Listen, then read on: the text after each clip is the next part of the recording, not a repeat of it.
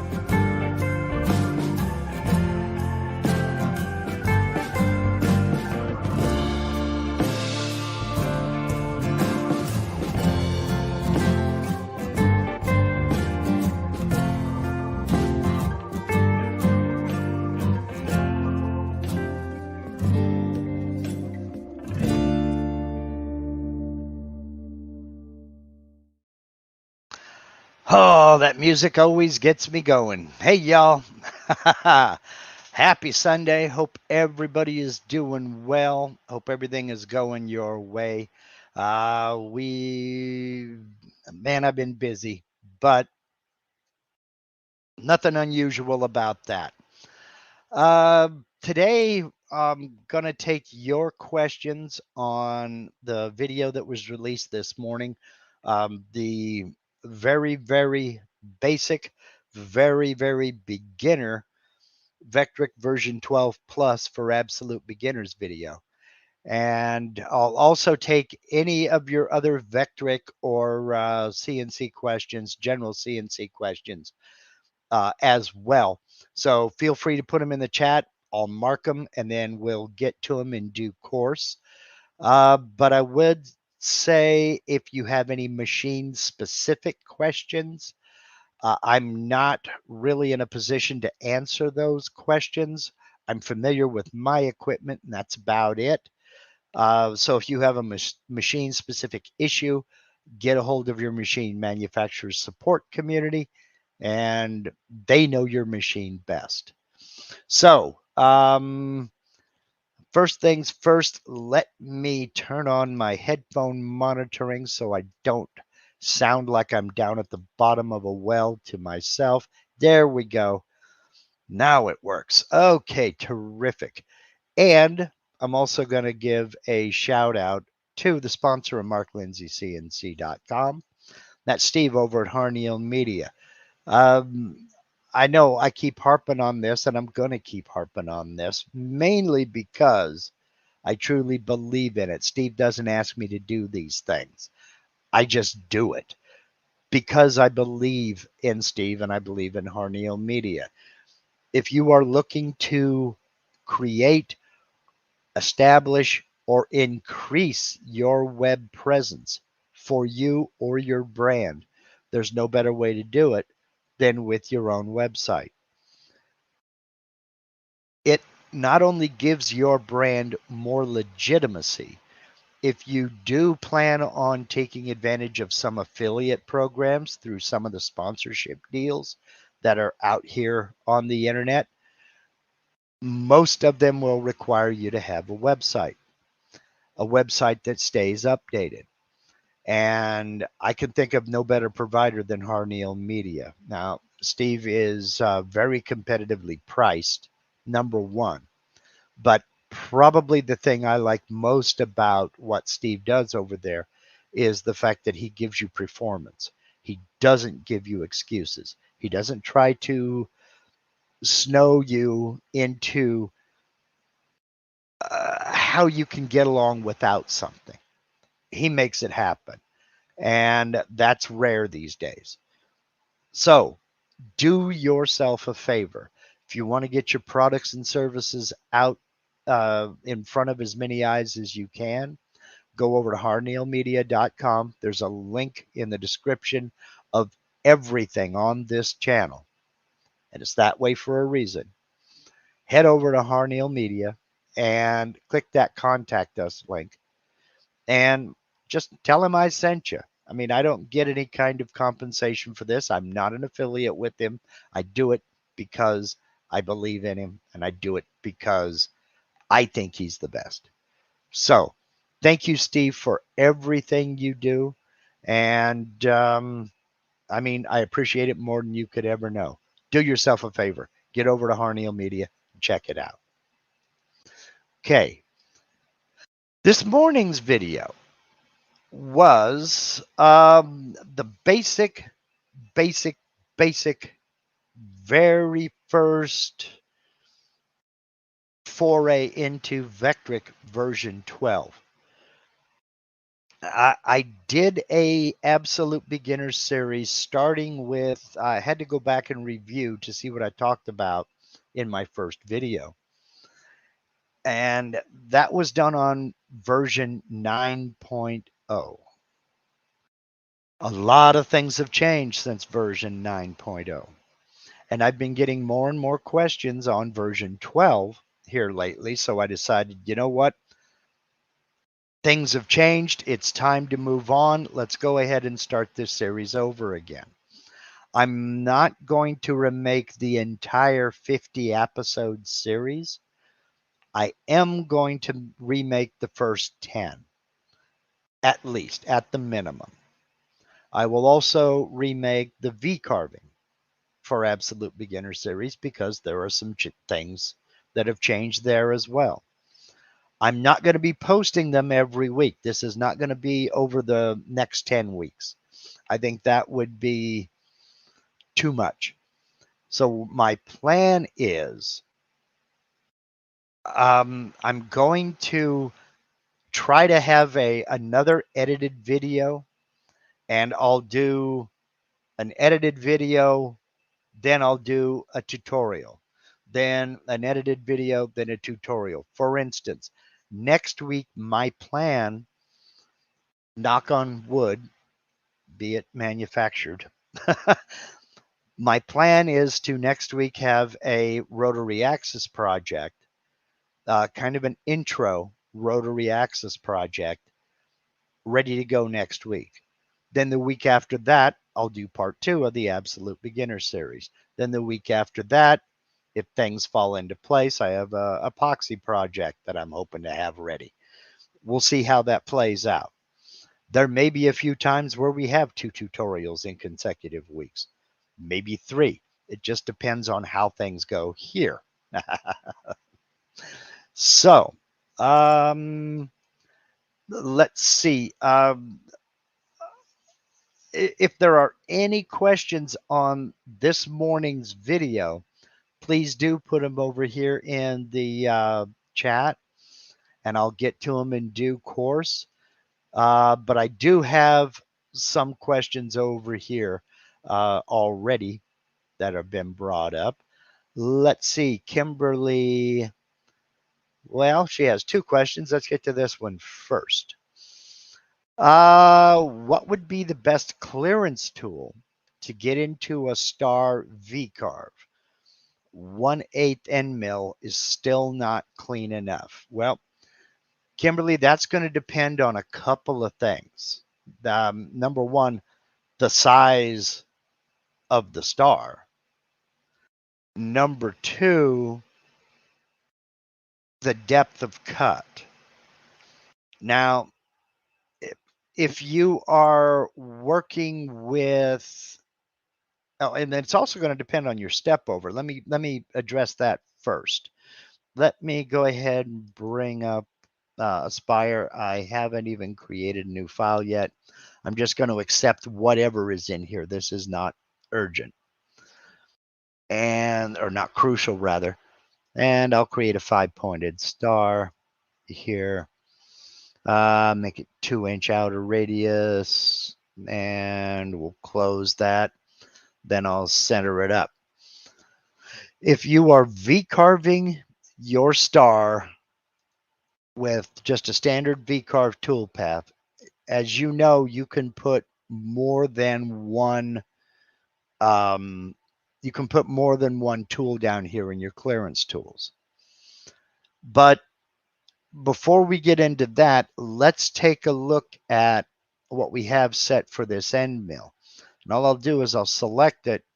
Then I want to use edit over here. I don't want to go into select. I want to use edit. And the reason I'm doing that is because any changes I make over here will just be changes for this tool path only. It will not change the universal settings I have for this bit. So I'm going to look right off the top, my pass depth. That's a little bit heavy for this. We'll go 0.625. And my step over is currently 40%. That may be okay for like a pocket or something, but if you're worried about getting it cleaner, I would back it down to something like 20%. And this is one of those settings that will change over time. And it may change project to project. That's one of the reasons I don't get into the discussion about feeds and speeds, simply because you'll find as you go further and further along, those feeds and speeds are going to change because using different materials, the feeds and speeds for maple may be different than the feeds and speeds you're going to use on poplar. And those are going to be different from Purple Heart.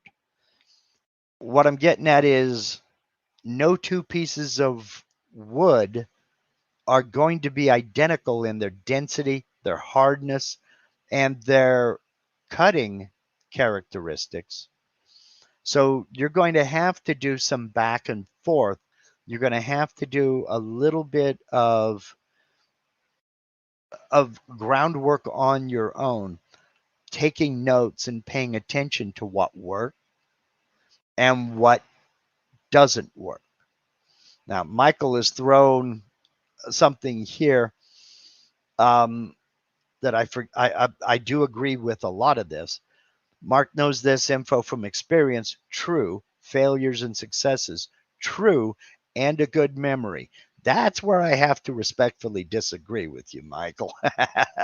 I am totally supported by notes and by templates and just, well, yeah, a lot of it is experience, but I make a joke of it, but it's the truth. Half the time I can't remember what I had for dinner last night. I certainly don't remember what it was like to carve sapele because the last time I did it was a year and a half ago. So I have to dig into my notes and kind of look at what did I do that worked? What did I do that didn't work? And I write both of those down. If I come up with a setting that doesn't work, I will write that down. This setting didn't work. Because sure as heck, I'm going to forget it. Working in cabinet shops, etc., has taught me to flush numbers quickly and forget numbers real fast, because if I get a number stuck in my head, I'm going to make a mistake. If I can find a way to make a mistake, I will make that mistake. So I am totally supported by checklists, by notes, and by just the other dirty little secret is videos. That's one of the reasons I make these videos. And I do refer back to my videos all the time because, again, I don't remember how I did something one time 3 years ago. So I will refer back to these videos. I do it constantly. Nobody can know everything. Well, nobody you'd want to talk to. So anyhow, all of these modifications I'm making out here will apply to this toolpath only. Okay. So I'm going to leave all this alone and I'll just click OK. And now for this toolpath, I'm going to have a slightly shallower depth of cut. Now, if we look up here at my flap depth, that's a pretty deep V carving. But remember that on V carving, this flat depth, you cannot force a V carving. Whoa. You cannot force a V carving to go deeper. Not with this flat depth. This is a limit. All that means is the bit won't cut any deeper than 0.375. If the bit geometry is going to make it cut deeper than that, this is a limit. It will not cut any deeper than this 0.375. This will not force the V-carve to cut deeper. Okay. Then I'll come down and look at this raster. I'm using, let me change my V-bit here because I wouldn't use that bit on this big of a star. Go with a 60-degree V-bit. And we will calculate it. Okay. Now, first let me do the clearance pass, and we'll preview that. And that's going to go in, and it's going to carve that deep V carving. But you'll notice it's not able to get up here into the corners. That's the job of the V-bit. So now we'll go ahead and we'll do this tool path.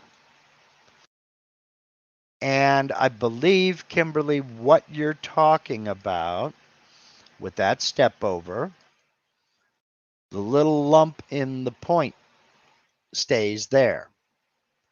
That is going to stay there, but there's something we can do about that as well. And that's simply because of the that fine point of the bit. So what we're going to do, I'm going to reset my preview. I'm going to go back into my V-carve toolpath, and I'm going to go into my 60-degree V-bit, and I'm going to edit it.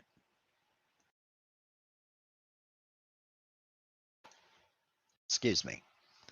Now I'm going to come down over here, and I'm going to look at what I've got set up. Now, this bit, I just chose, this is one that was in Vectric, one of their default tools.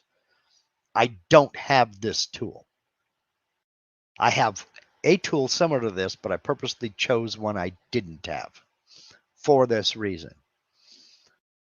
Looking at my final pass step over and my clearance pass step over. The way I set my bits normally, 1% and 1%.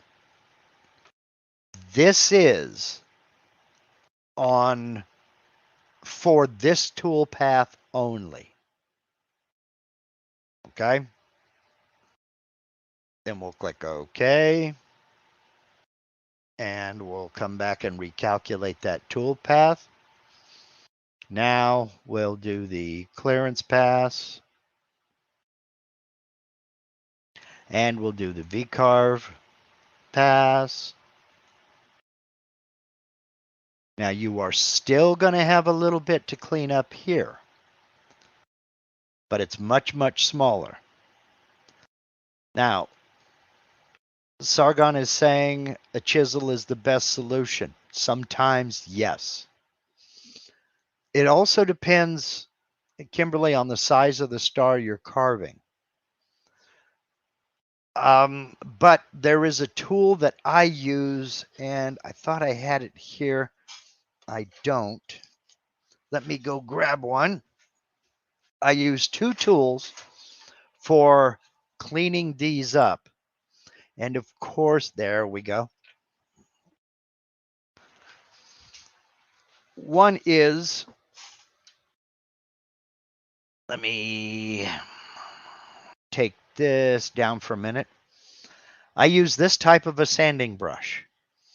It's a nylon filament, and it's got an abrasive embedded in that filament.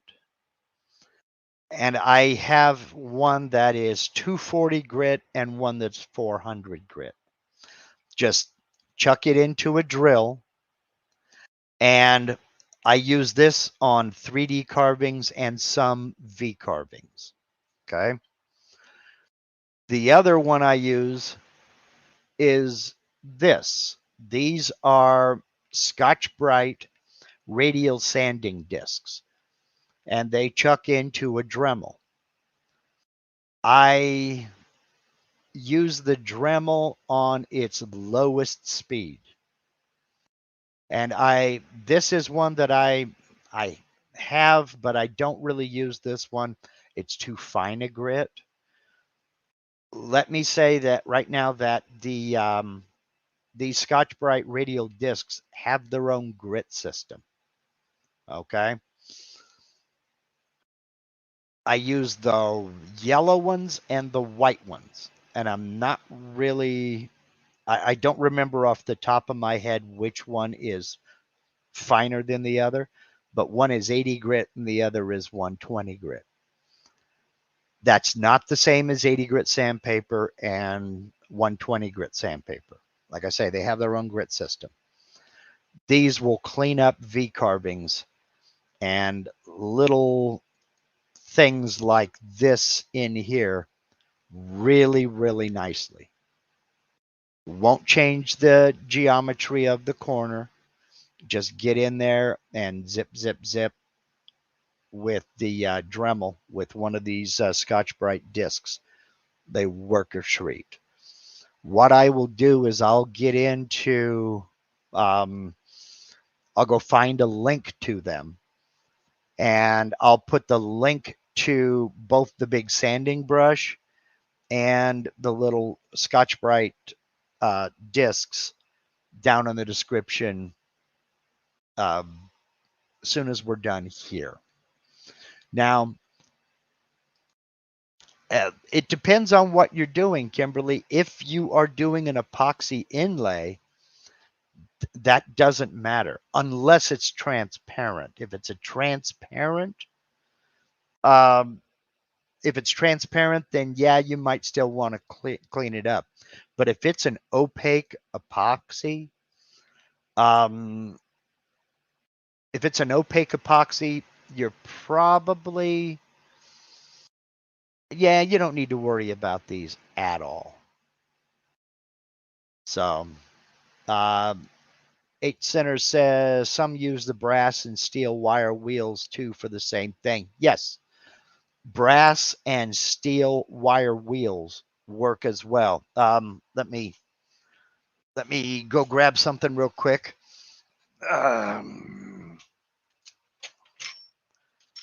I will put links to these in the description box as well. You can go on Amazon. Don't underestimate brushes. Brushes will help with loose fuzzies and things of that nature. And so, okay. Number one, let me take this down here real quick. A nice stiff nylon brush. This is a denture brush. You can get it at your local big box or even sometimes grocery store. And you can see how it, boy, is it dusty. These bristles here are real stiff. These are a little bit softer. This really works a treat for getting in there and scrubbing out the insides of V-carves. Also, we have this type of brush. These are rifle cleaning brushes, and you'll find them on Amazon. They're not expensive at all. They've got this curved tip up here, and these bristles are real stiff. This here is a nice, thin, very stiff bristle to get down into real fine cracks and crevices. And you can get these 5, 10 at a time on Amazon. They're real cheap. I'll link all of this down in the description. Then if you're really upset with the project, you can also get those cleaning brushes in brass. You can also get them in steel, but I find that steel tends to be pretty harsh. So I tend to use the brass and the nylon. I do them all the I use them all the time, and thank goodness they're cheap, because you know how it is. The bristles start, fanning out and going in every which way, and it chuck it and get a new one. Just grab a new one out of the cabinet, and you're all ready and raring to go. But yes, sanding brushes, wire wheels, these handheld brushes, and then just plain old ordinary sandpaper. I used to use my wife's emery boards until I figured out that I could get some 3M 77 adhesive. And I could take a popsicle stick or tongue depressor, trim it down to a size I need, and then glue some sandpaper to that, trim it up to fit, and get in there and do what I need to do. Uh, Files, nail files, things of that nature, whatever you need to do. It just depends on what you're attempting to do. Now, Isle's asking, what is an emery board? It's ladies use them, well, and some men too use them on their fingernails, and it's, imagine like a tongue depressor, smaller than a tongue depressor, but bigger than a ice cream stick. And on one side, you have a coarse garnet sandpaper like surface. And on the other side, you have a finer garnet sandpaper surface. And they're cheap. You can get them at pharmacies or drugstores. I don't know what you have available over there where you're at. But generally speaking, if if you have daughters in high school, they probably have some because they're doing their nails. Yeah, very similar to a nail file. Yes, absolutely. Yeah, yeah. The different terminology is, and I'm not even sure that that's what they call them in the UK, Australia, New Zealand, Ireland. You know, let's see, Jeff over at Woody One. Dental picks for small corners, various tips get almost everywhere. Yes. Um, Diamond and riffle files work well also. Yes. You can really get into some specialized tools, but, you know, anything, well, for instance, a small piece of dowel, and that's the handle off of a disposable foam brush. I can take this and double-sided tape or spray glue some sandpaper to this and work, rounded surfaces, concave surfaces. So it's just however far you want to go and however far you need to go. I guess the point in all of this, Kimberly, is it's not always a case of the machine. The machine is not always the perfect tool for the job. It'll do what it can do. But I guess that kind of falls into place with the the CNC routing process. It's very, very rare that you'll get something off the machine that's ready for finish. There's almost always going to be some touch up. There's almost always going to be some hand sanding and cleanup. And this is one of those cases. So, all right, let's see here. What else have we got going on? All right. Okay, she says, don't really need to make a star project, but the question just came up when I was following along on your video and was curious. Yeah, and that's how you find out. I mean, it's a legitimate question because that does happen. So, all right, Kurt wants to know, in the stars, would a follow up with a smaller V bit like a 30 or 15 degree clean that up? Probably not.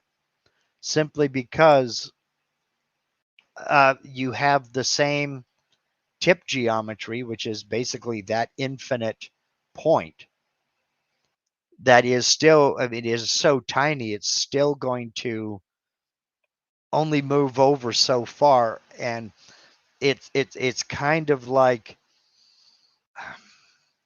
what's the best metaphor to describe it? It's kind of like trying to sweep your floor with the handle of the broom. You're going to move some material, but you're going to be there forever, and you're always going to have those little lines and furrows left behind.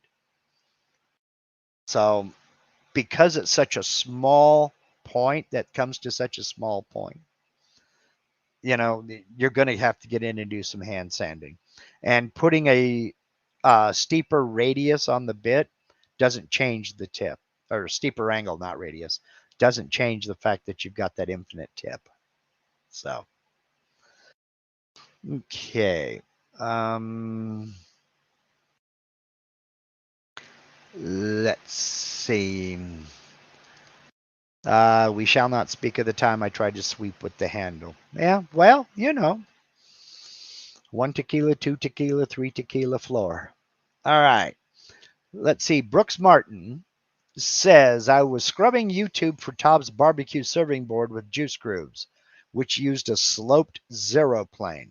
The fluting toolpath would work, but I wanted to see how he did it. Okay. What I would do is, Brooks, to go find that. Let me get set up here, and I will share the screen, because a lot of people don't know you could do this, and I'm not certain that it's going to work. Let me get set up here.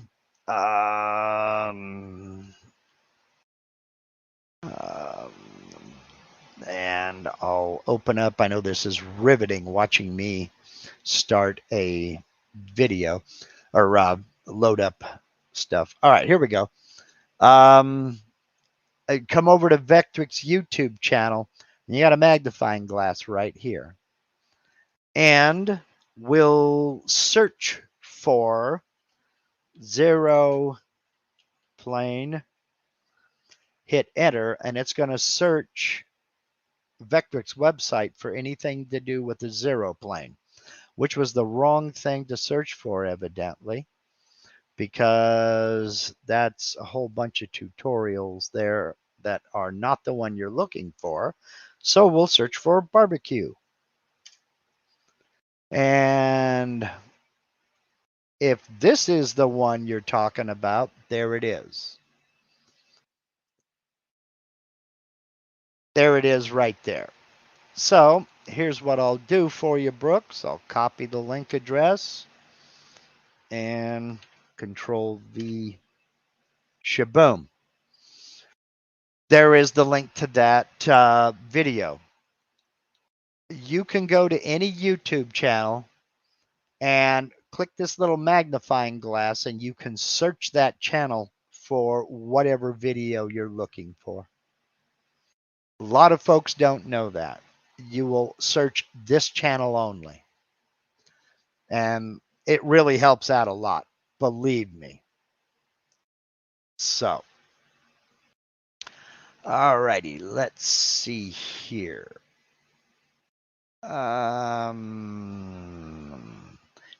James Gallo says, hi, Mark. I have a question about V-carve inlay in version 11.5.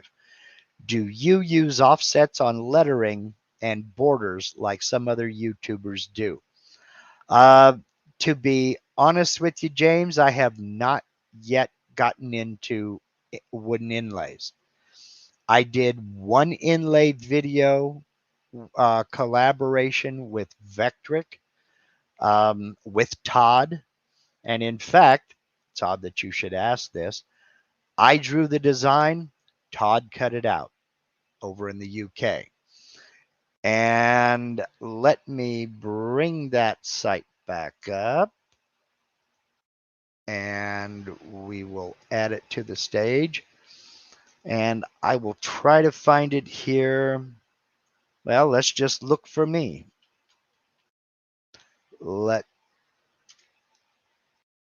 And there it is. And again, I did the design, and Todd did the actual carving. That was while I was building this shop, and my other shop was a total disaster. So Control V. There is the link to this video. He took those vectors, he took that design and ran with it. Now, having said that, I have, again, not yet started my journey into inlays. However, those of you with a keen eye behind me will see that there's a new piece of machinery, well, a new tool heading into the shop. If you know, you know. Inlays will be coming soon. Inlays will be coming soon. Now, having said that, for epoxy inlays, yes, you do need to offset those vectors to have a little bit of overlap. Now, I'm writing myself a note here. Rob Sandstrom recently did a beautiful video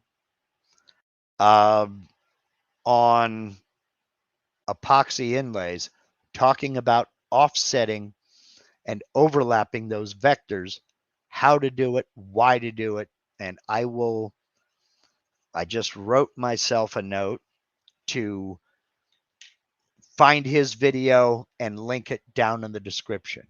So I will link this inlay video that I did as in collaboration with Vectric and down in the description, and I will also link that barbecue board down in the description. So, all right, let's see here. Get back into the questions. But as it sits right now, I have not done a V-carve inlay, but that's going to change soon. Okay, Kimberly Went has another question. Was following along on your video, and after previewing the toolpath and looking in 3D, is there a shortcut to save, or do I have to go out to File and save there? Yes, there. I assume you're talking about a keyboard shortcut. Yes, there is a keyboard shortcut, and some things are universal. This is one of them.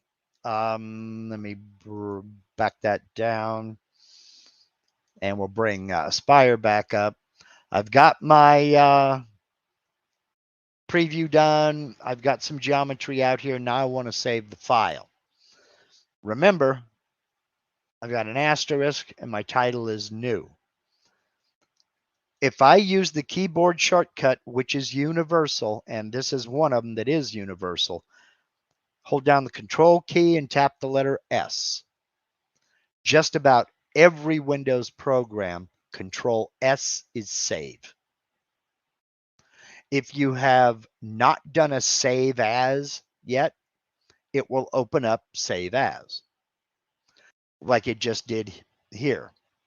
I'll go ahead and put this on my desktop because I won't be saving it. And I'll just do, well, I'll just replace this. So new.crv and save. Do I want to replace it? Yes. Boom. And there it is. So Control S is save.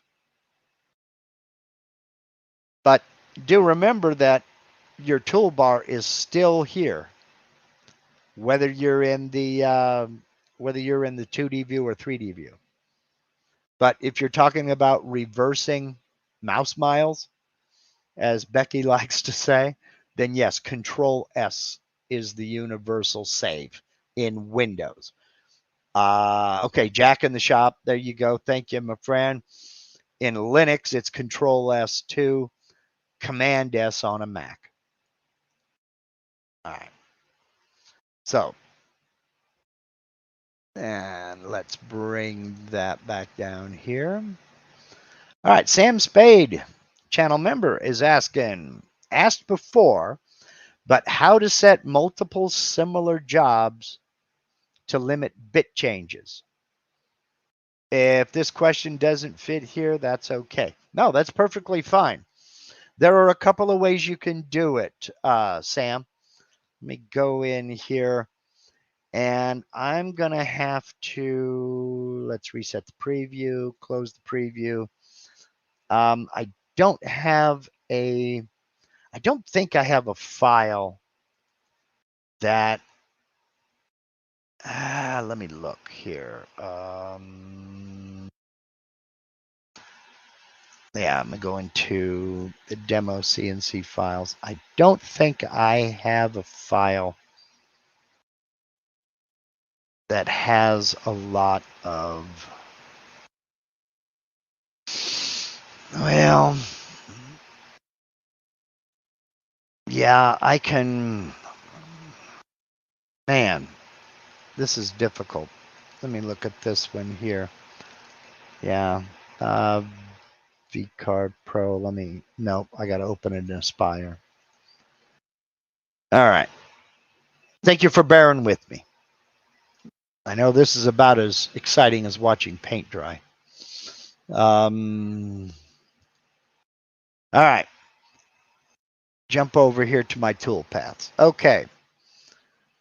Now, when you're talking about grouping, or you're talking about reducing the number of tool changes,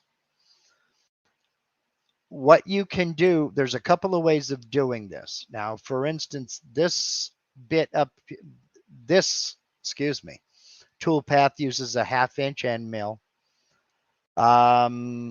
This one uses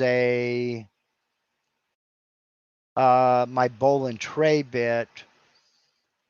This one uses a 1/4 inch, and this one uses a 1/2 inch ball nose. So this one was not a good candidate for it. Oh man. Well, I'll use my Pirate. I know it's got a lot of tool paths. I would not do this for this Pirate. Okay. I would not do this for this Pirate. But it's got a lot of tool paths. Not this one. Jeez, Mark. Ah, Lord. Let's try this one.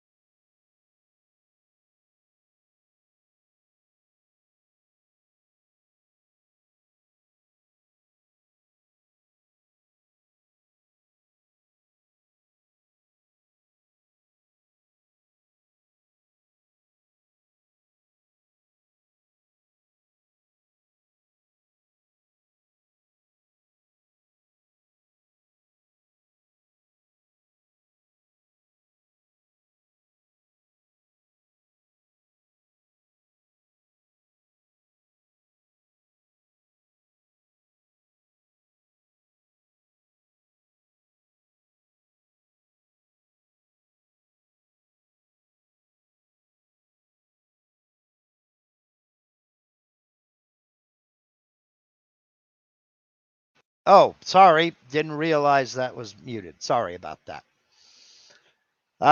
Tried to find a tool path that would work, and took it a while. Okay, we see here I have this pattern uses a 1/4 inch end mill, an 1/8 inch end mill, and a 15-degree V-bit. This is one way of doing it. One way is let's take everything that uses a 1/4 inch end mill. And again, I would not do this for this Pirate. Am I back? Is my audio back?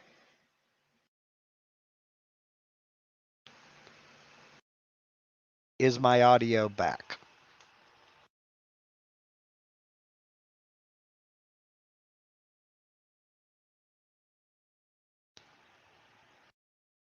Okay, perfect. Now I see it's catching up. Okay. All right.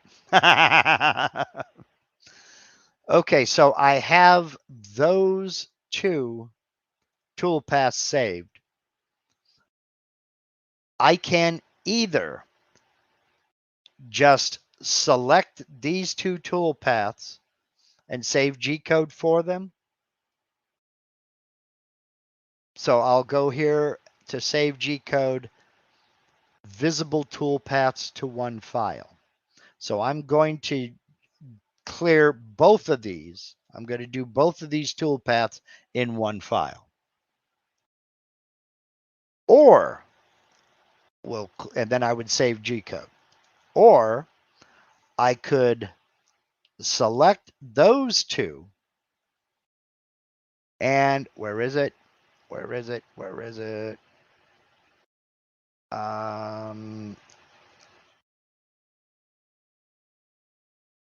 Merge. I want to merge toolpaths. Maybe it's right click now.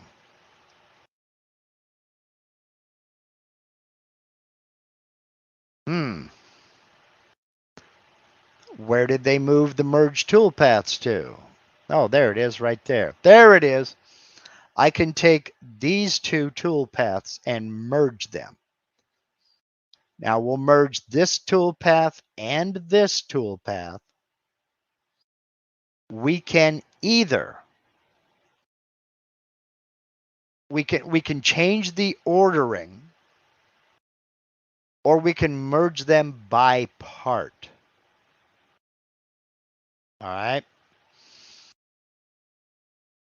Generally speaking, I don't play around with the ordering. Maybe I'll select the shortest path, and I won't merge it by part.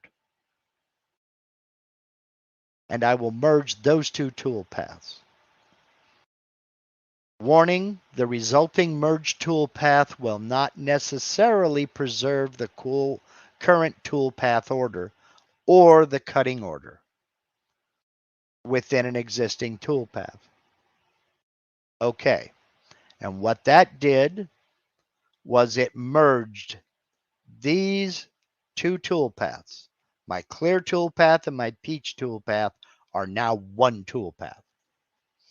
Let me slow this down and we'll preview it so you can see what it's doing. Meaning, and I can speed it up faster than that. It's not running, the G-code is not running one toolpath, then pausing, then running the next toolpath. It's combining them all into one G-code file. It's not keeping the toolpaths separate. Okay?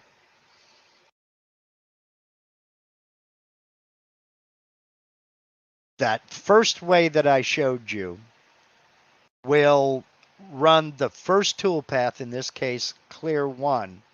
It'll run that one, lift up out of the material, stop, pause for a second, then move on to the next toolpath, the peach clear.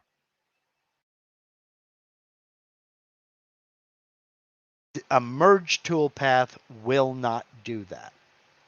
It'll just run. And there's the entire thing cut out, instead of running them separately. Now, I can ungroup those, and that got rid of that merge toolpath. Now I'll need to move my peach back down to keep the order intact. Okay? I don't know if that made any sense. Michael Ludwig says, merging does same time. I'm assuming you mean save time. Yes, and that's simply because you're taking two separate toolpaths and combining them into one. So, like in the case of this, it started down here and it carved the entire thing. It didn't carve this section, then come down and carve this section, then go over and carve that section. It combines them into one toolpath. So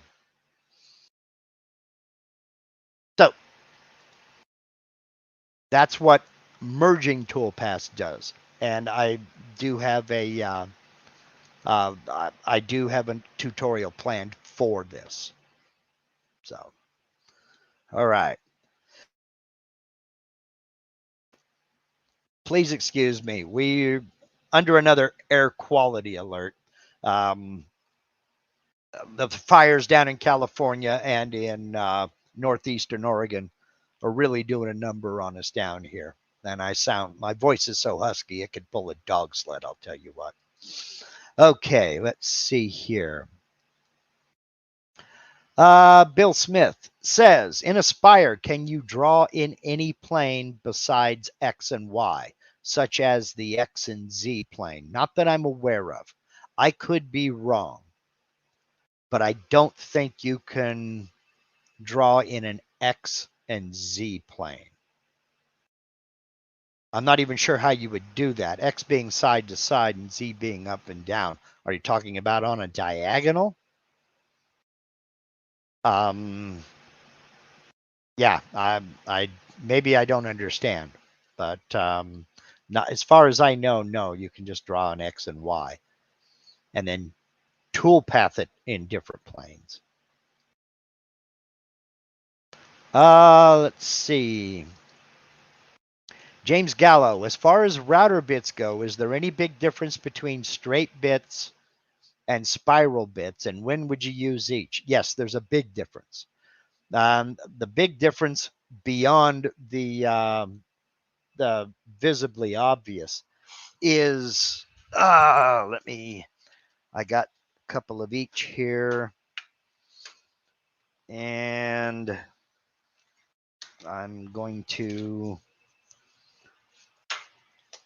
try to find them. Where are they? There they are.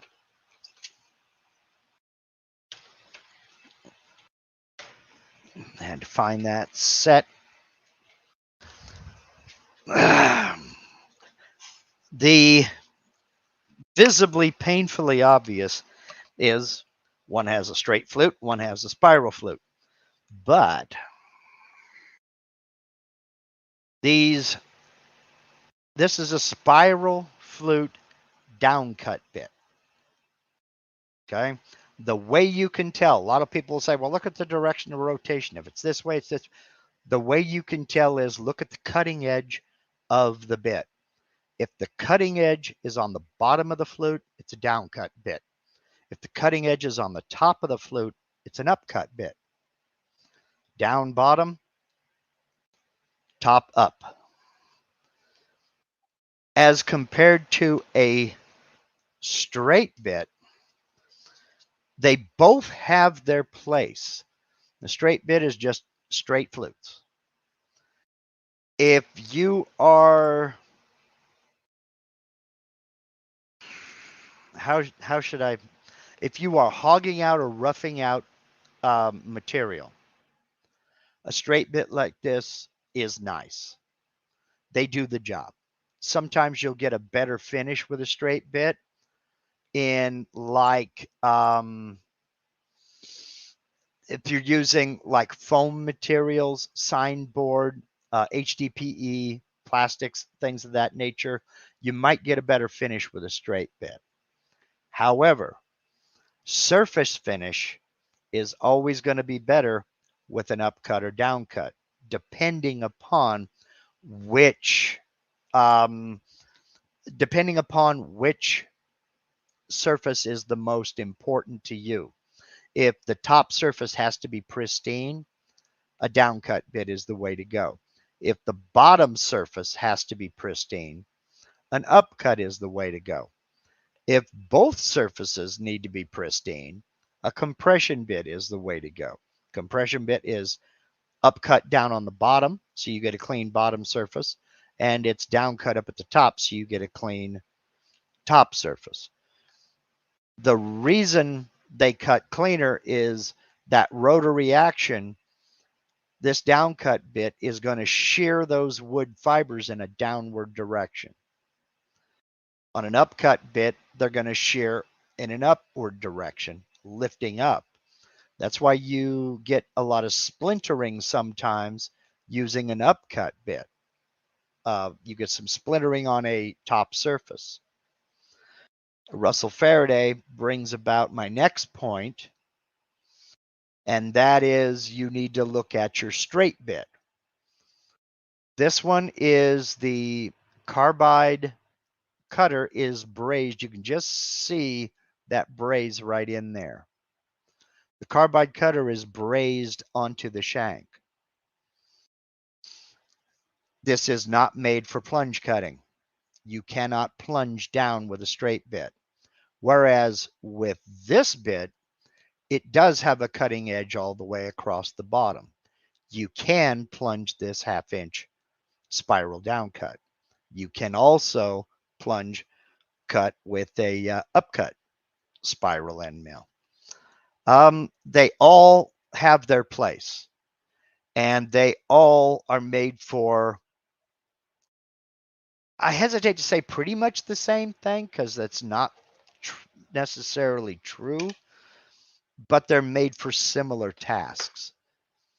You are probably going to get a better, you are definitely going to get a better surface if you're dealing with solid woods or something like a plywood.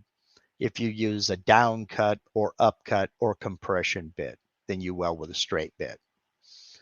So are they a little bit more pricey? They can be, but bits are consumables. You're going to wear them out and go through them, and you're going to, yeah, they're consumables. So, let's see. Robert Hodge says, would have assumed that the roughing toolpath would help reduce the amount of cutting time. No. But I find on a 3D project, the roughing toolpath increases it a lot. Opinion, comment, recommendations. The purpose of a roughing toolpath is to make life easier on your tapered ball nose. I'll give you an example. The 1/4 inch end mills that I use for 3D roughing, sometimes I use a 1/2 inch. Just depends on what I'm carving. These, I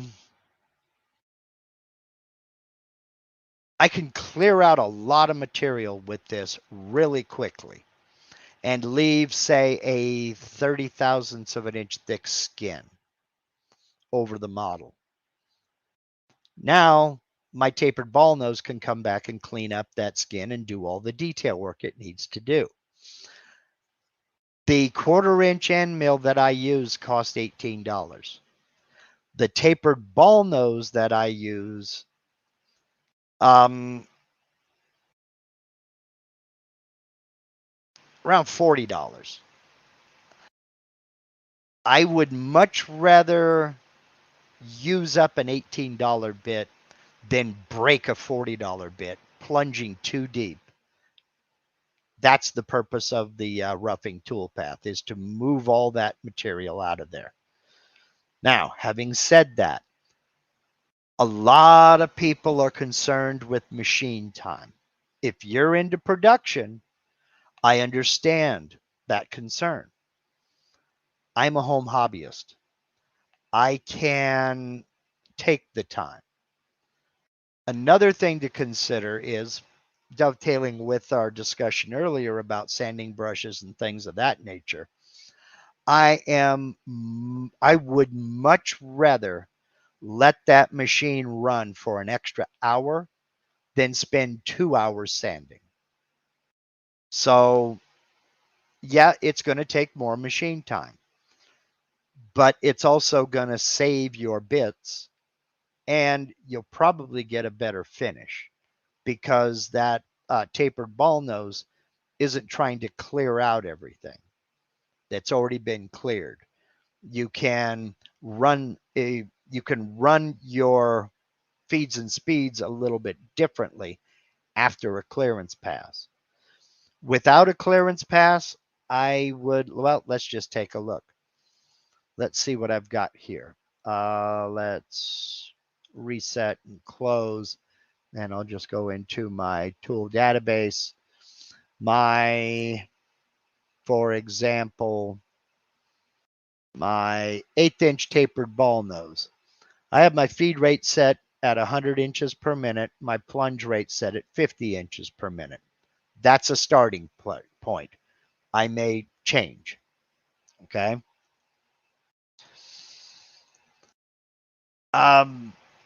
If I have done a clearance pass, I can change that plunge rate to 100 inches per minute, and that's going to reduce machine time. Remember, when you're 3D carving, well, in anything, any carving, your bit is always going to move at the speed of the slowest axis. That's why when you use a ramp and you're ramping in at 40 inches per minute, your X and Y are moving at 40 inches per minute, not at the 100 or 200 that you set your feed rate at. The machine is always going to move at the speed of the slowest axis. That is almost always the Z-axis. There are times the rotary is the slower axis, but that's almost always the Z-axis.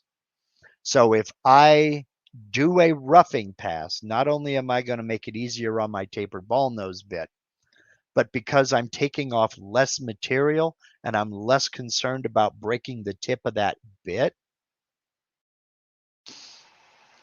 I will go ahead and I'll bump that up to be equal to my feed rate, whatever that feed rate may be, because now I'm not concerned with it plunging 3/4 of an inch into a piece of material. The material's already been roughed away. So that's my opinion on that. And a lot of people differ with that opinion, and that's fine. Whatever works for you. But personally, my opinion is I'm happy to let the machine do the work. I'm happy to let it run for an extra hour if it comes to that, to save me 2 hours of sanding. I think that's false economy. I know a lot of people want to get it off the machine as quickly as they can, and then they complain about 2 or 3 hours worth of sanding, where if they'd let it run for another 15, 20, maybe 30 minutes, they wouldn't have to do so much sanding. So, okay, that's just my opinion. I could be totally wrong. So,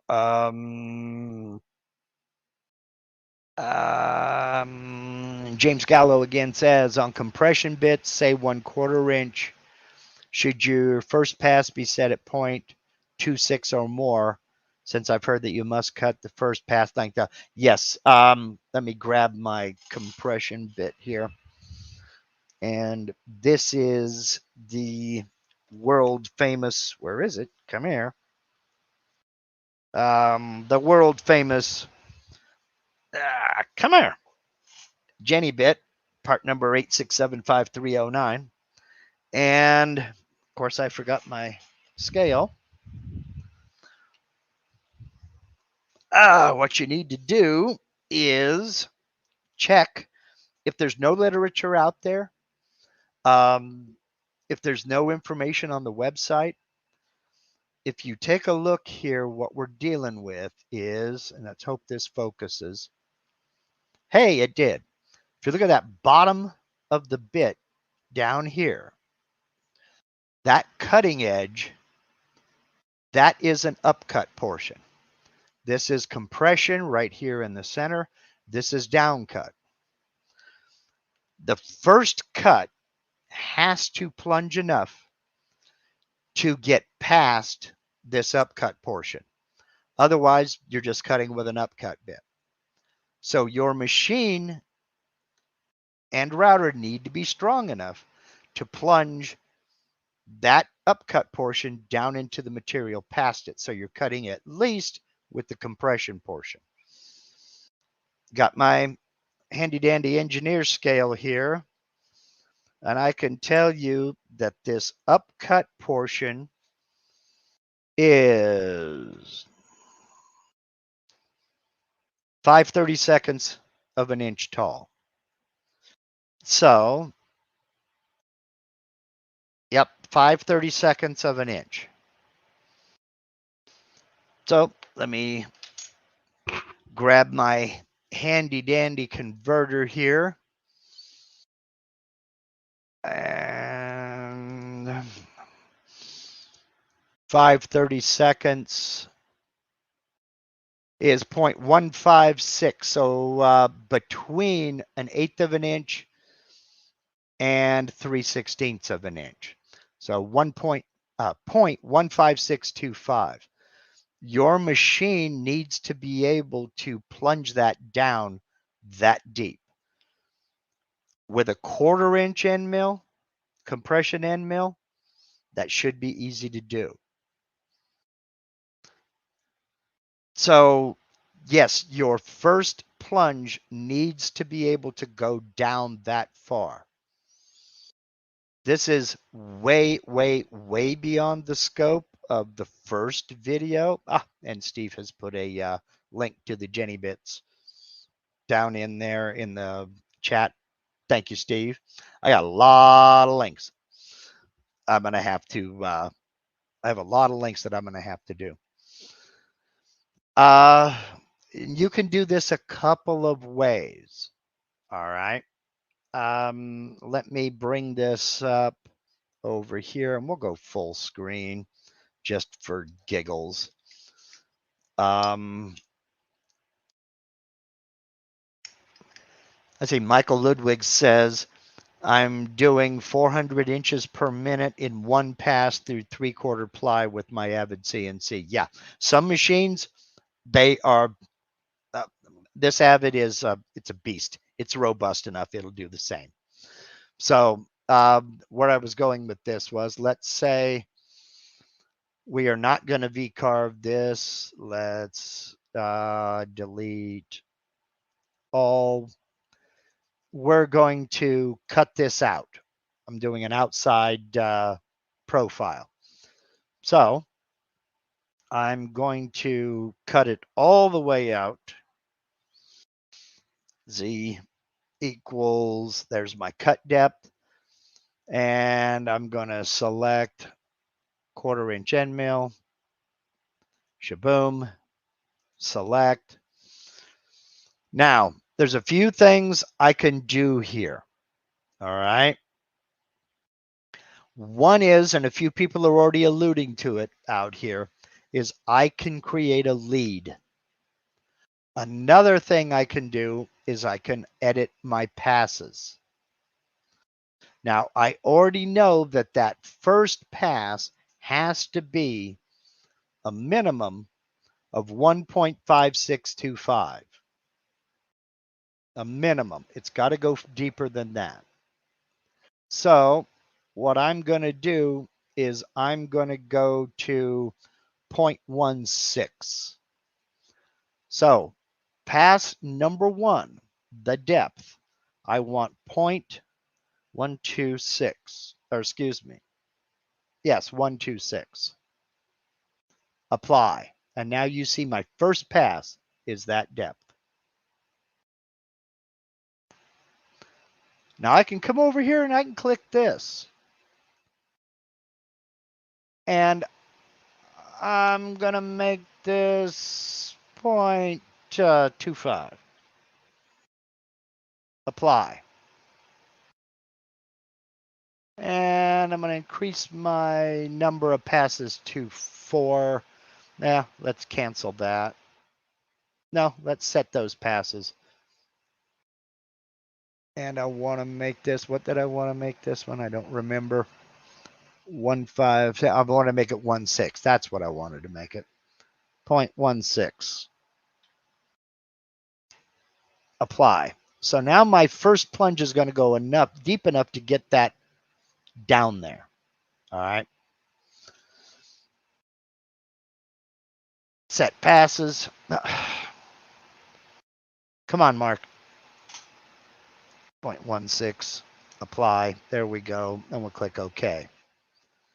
Now, what a lead is. A lead is an additional, think of it as an additional vector. What it's actually doing is it's going to plunge in out here. It's not going to plunge in at our start point.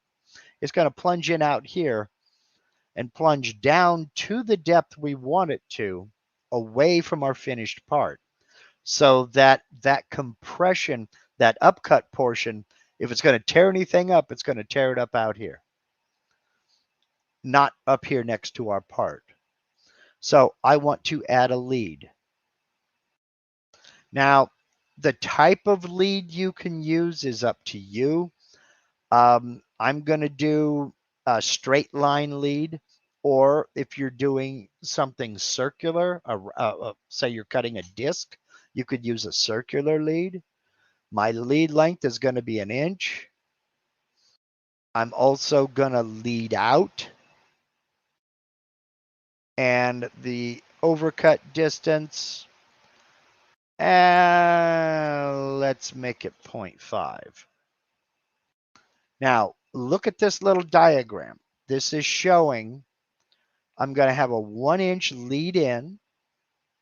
It's going to cut around the perimeter.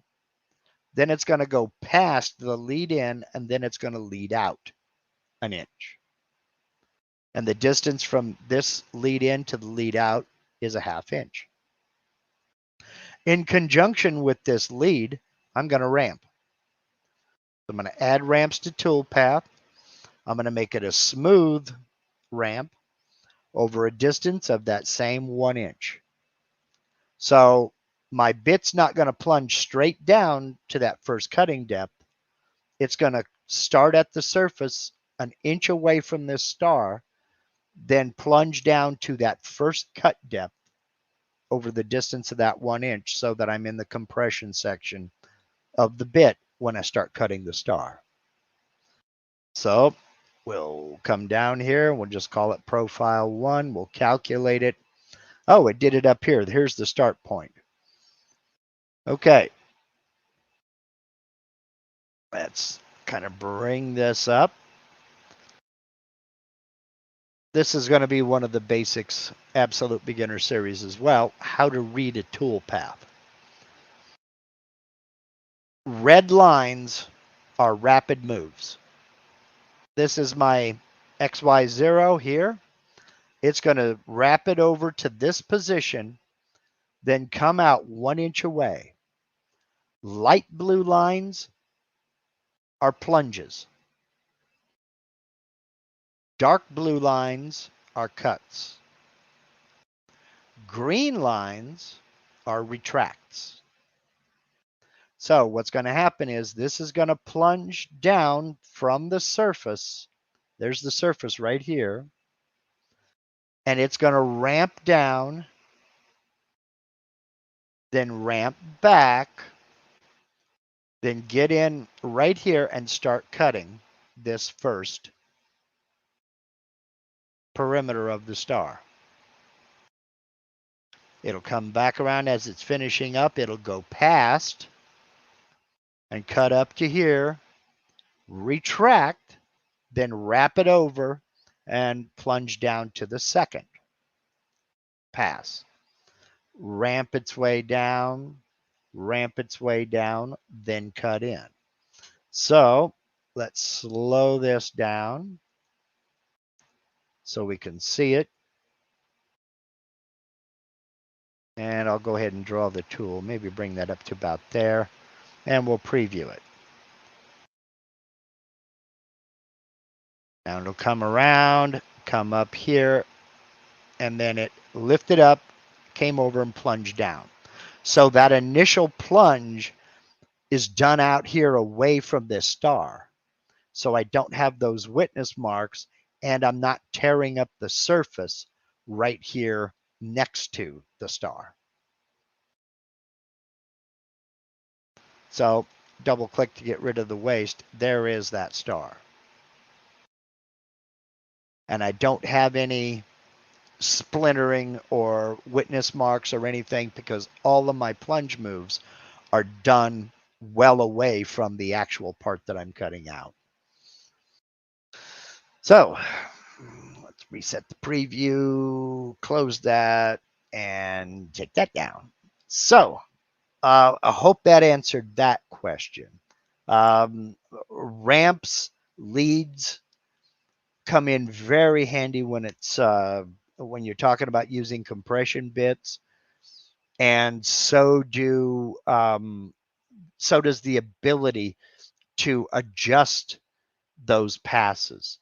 And a lot of folks don't even know that you can do that. That's one of the things that was not included in the Absolute Beginner series for 11.5 and earlier. That is going to be included in this new one.